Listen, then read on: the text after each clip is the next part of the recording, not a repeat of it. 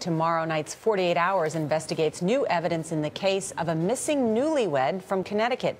George Smith disappeared from his honeymoon cruise in 2005, and John Miller has the new developments.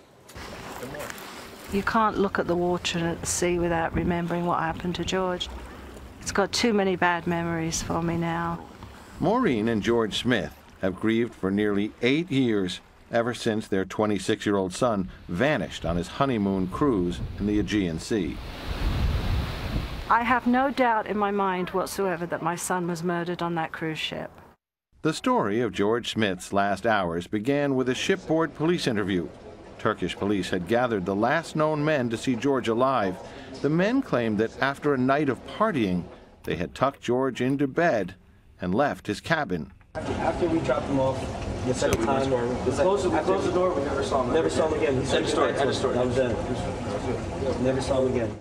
But a 48 hours investigation has uncovered questionable alibis, failed polygraphs, and new details about a provocative video made by 3 of the men, Rusty Kaufman and Greg and Zach Rosenberg. It's ridiculously provocative. It's to the point that you would say, why hasn't law enforcement looked at this and said, we've got to talk to these young men some more.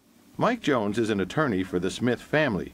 He says the tape, which is in the possession of the FBI, was made on July 5th, 2005, just hours after George is believed to have gone overboard. They pass a video camera around, filming themselves, commenting about George's death in a very callous way. But the really sort of incriminating statement is one of them stands up at the end of the tape and sort of hunches his shoulders and flashes gang signs and says, "Told you I was gangsta." And that's in the context of the discussion about George's death, almost as if he's bragging about having done something to George. And which young man was that? Greg Rosenberg. Greg Rosenberg's lawyer says his client didn't yet know George was dead and was just making a stupid comment. Lawyers for Rusty Kaufman and Zach Rosenberg declined to comment about the tape. The evidence is huge. George's sister Bree is frustrated that the case remains unsolved.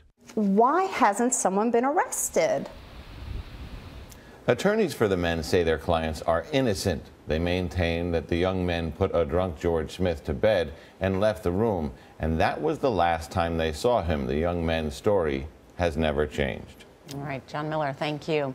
And you can see John's full report, Murder at Sea. That's on 48 Hours tomorrow night at 10/9 Central here on CBS. Once again, proving John Miller is the busiest man in television.